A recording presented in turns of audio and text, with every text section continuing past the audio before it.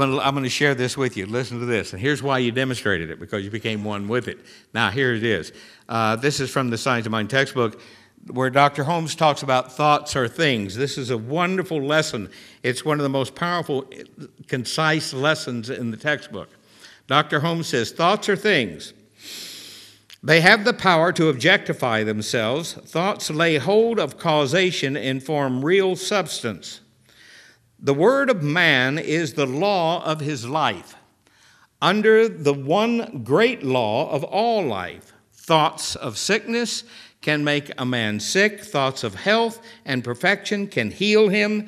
Thought is the conscious activity of the one thinking and works as he or she directs through law. And this law may be consciously set in motion. This law will work for him to the fullest extent of his belief in and understanding of it. A realization of the presence of God is the most powerful healing agency known to the mind of man. Become one with the realization that there is only one, and it's everywhere at once, and it's everything I am, and that is what moves forward into this day and celebrates itself. I think the challenge this morning, if I was going to give you a challenge, is to do this, is to know and know you know that you deserve to be the gift of God in action. You deserve to be the gift, and you deserve to open the gift. And you deserve to find out what's there, and you deserve to know that not just once a year, but every moment of every day of your life, there's a new gift waiting to be yours. There's a new gift waiting to open. So I have a challenge for you, and that is to open your gift this morning. It's to move forward from this time that you come here and know that your decision to be here and get up and get dressed and come down on a Sunday morning was worth it. That you're hearing something this morning, either from me or from Reverend Dar, that is going to be worth your time and worth your commitment. Not just to come and hear this and then walk out tomorrow morning and act like you didn't hear it, but to walk out of into your world tomorrow with a new dedication, with a new understanding, to allow yourself to know as never before that your experience in self-discovery is something wonderful and beautiful that no one else in the world has ever had. Your uniqueness is wonderful. Your consciousness is wonderful. Your power of thought is unlimited. Everyone say, every aspect of my life is a result of my thinking. That's why it's important for me to pay attention to how I feel about myself. Now, how you feel about yourself is how you define yourself. I go before you to prepare a place for you, we are told. And what does that mean? It didn't mean somebody 2,000 years ago was going to go, build a house for us somewhere. It meant what? The I of you is always going before you to prepare a place that you will move into. Always. Now, everyone say, I come to terms with myself. I come to terms with how I feel about myself.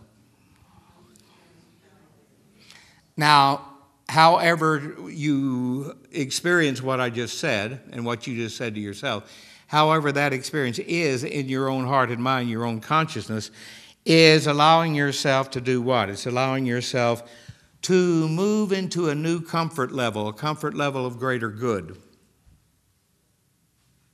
How many know people who have settled for a comfort level of nonsense and doubt and fear? They don't like it, but they're comfortable. They don't like it because they've created a God to blame it on. Well, God must be a one of me. Someone said that I got this wonderful email, and I was asking about headlines last week, and they emailed me and said, here's my headline. And their headline to me was, if you come to the Center for Spiritual Living in Fremont, you will beat the blues because it will turn you on positively. Yeah, we'll put that in the Mercury News. How's that? No, they wouldn't run it. All right. Now, a question I'm going to ask you this morning is, everyone say, I choose to be a motivational and inspirational gift to the world. Now, what can your gift to the world do for you? That's a good thing to ask. See, whatever you give is very interesting. What it does is multiply and returns to you. Always. See, that's just the way it works. Multiplies. So you can see what other people are giving. How many know that you can observe what other people are giving? Okay. And before you act negatively to the way somebody's acting or not acting, allow yourself to understand very clearly that you see very clearly what's about to return to them. Now, before you react to it, ask yourself, what do I want to return to me? And then guide yourself, direct yourself. What can this motivational and inspirational gift do for you? Number one, it can provide you with spiritual success. That's a nice thing to have. Spiritual success. Everyone say spiritual success principles. Now, there are spiritual success principles.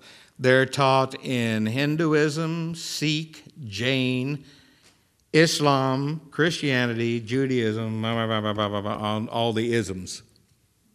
Same lesson, the golden thread that binds them all together. See, that's where the New Thought movement came for. Instead of looking at the dogmas and the creeds and the ceremonies and rituals and what makes everybody different and why my God's better than your God, we looked at what the greatest thinkers in all the religion all thought and said and taught, and found out they were thinking and saying and teaching the same thing. And that's the golden thread that binds them all together. And this is where the New Thought movement, from Emerson on down through Emma Curtis Hopkins, to Ernest and Fenwick Holmes, Charles and Myrtle Fillmore of Unity, Nona Brooks of Divine Science. This golden thread is what we're all about. This golden thread is the realization that the truth of you is unlimited potential, ready to unfold as the world has never seen before. It is simple, it is inspirational, it is motivational when you understand it, and it will help you achieve better results in your relationships, in your work, in your business, in your home, work, play. It doesn't matter. If you improve your definition of yourself and begin to embrace it with love, it will move out and embrace everyone in your world. And everyone who doesn't want to be part of it will pack their bags and boogie. Okay. How many have done that? You say, I now release all the nonsense in my life, and it starts to leave, and you run after it and beg it to come back. Okay. Now, number two, understanding that you can open your gift. What it does for a lot of people, and don't be afraid of this, what it does is it gets you out of your comfort zone of the way you were. Why? Because if you understand the truth of you, the only thing you can do is start to demand more of life. Why? Because you're demanding more of yourself. And you need to honor that. When you feel down and discouraged, these lessons that we teach here on Sunday, whether I'm teaching it, whether Dr. Cynthia's teaching it, whether Reverend Dar's teaching, Reverend Lacey, Reverend Mary Jo, it doesn't matter who's up here, what we're doing, whether we're here or in class, we are teaching what? We're teaching a principle that you can apply to your life that will inspire you, that will motivate you, that will provide you with